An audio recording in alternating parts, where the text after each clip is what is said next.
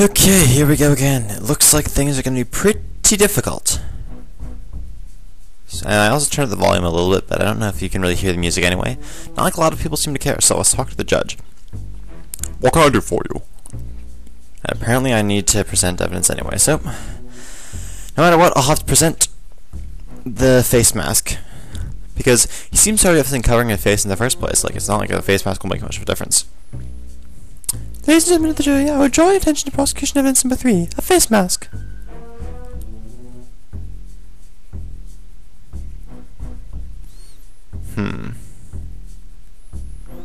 It isn't a crime to wear a mask. My client wears a mask not to hide his identity, but to cover a tragic, disfiguring scar.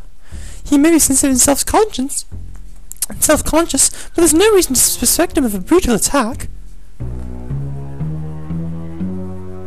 A very persuasive argument, Curfew. Keep it up and the jury will decide in your favor in no time. And what about not influencing anything? Alright. Ladies and gentlemen of the jury, if I could draw your attention to prosecution evidence number 2, a nightstick.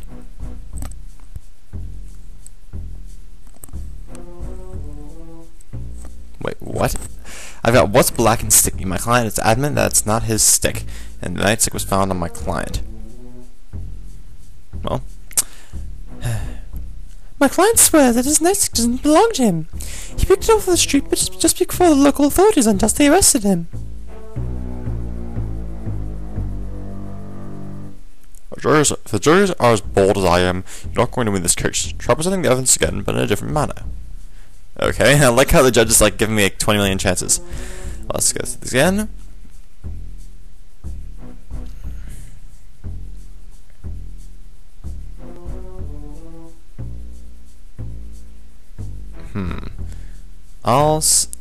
Just because that looks like it'd be just me making a joke.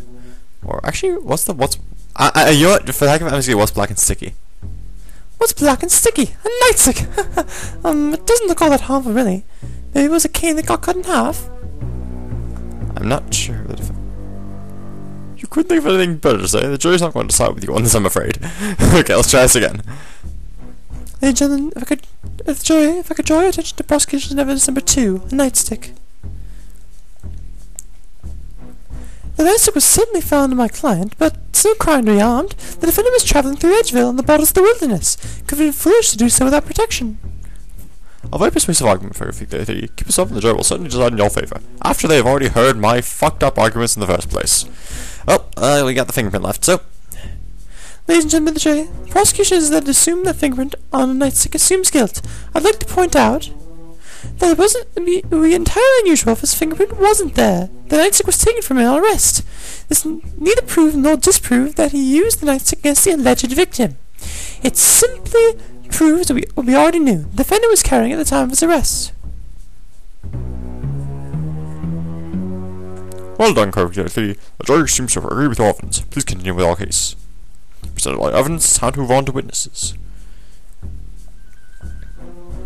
Let's go with...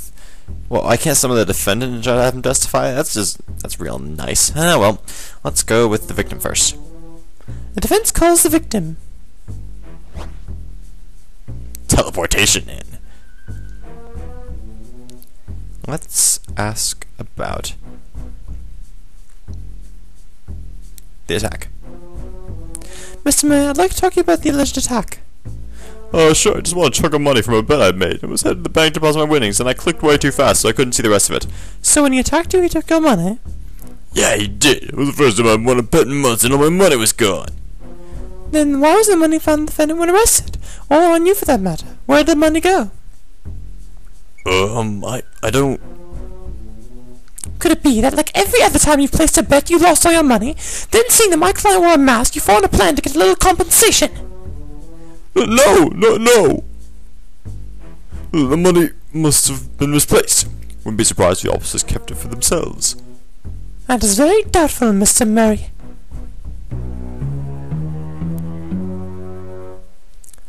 The nightstick is pretty pointless to ask about.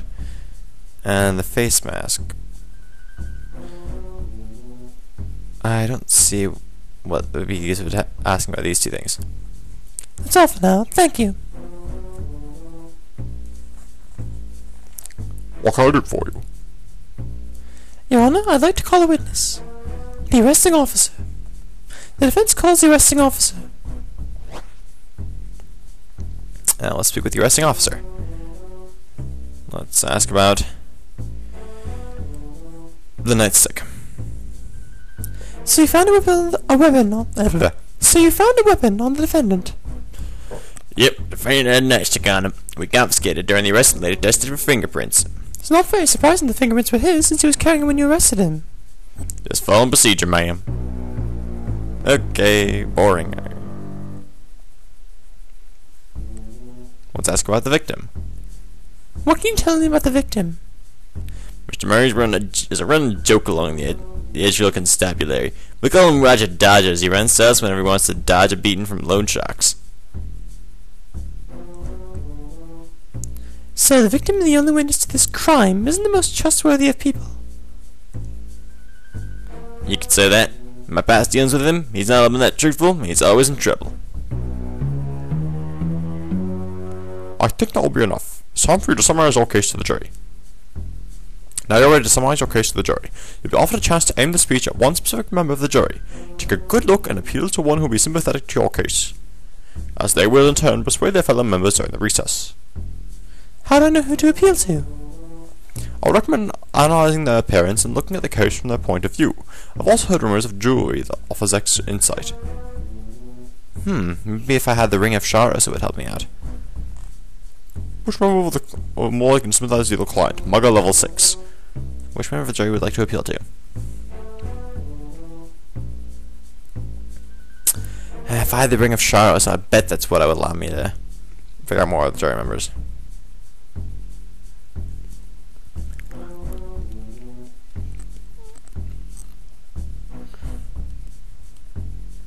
Shady gentleman and a shady individual. They're both kind of mugger guys. Let's go with the shady individual. And alright, let's hope this works. Confirm. Ladies and gentlemen of the jury, I have presented evidence that conclusively proves the defendant is innocent with regards to these crimes.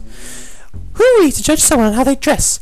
Is it not a crime to wear a strange headgear? Just look at the judge. We must not give him stereotype that muggers and brigands wear this type of clothing. My client is an innocent man carrying a weapon, not to attack others, but to defend himself. I believe we've heard enough. Will the jury please pronounce their verdict? Not guilty! Very well. You're hereby declared not guilty by a jury of your peers. You are free to go. Hooray!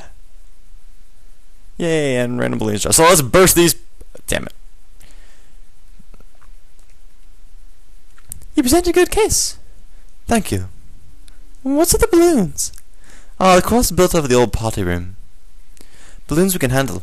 It's when there's dancing nights off that things get troublesome. That gets troublesome. So when will the nights appear? All upon your case. You may leave when you like. And he extra rolls his eyes at me. You bastard judge. Well, it looks like we got our case ever done. And I seem to have gotten a random bit of defense experience that I didn't even notice. So, well, that sounds good to me. Well, that was a nice little bit of a fake Let's Quest.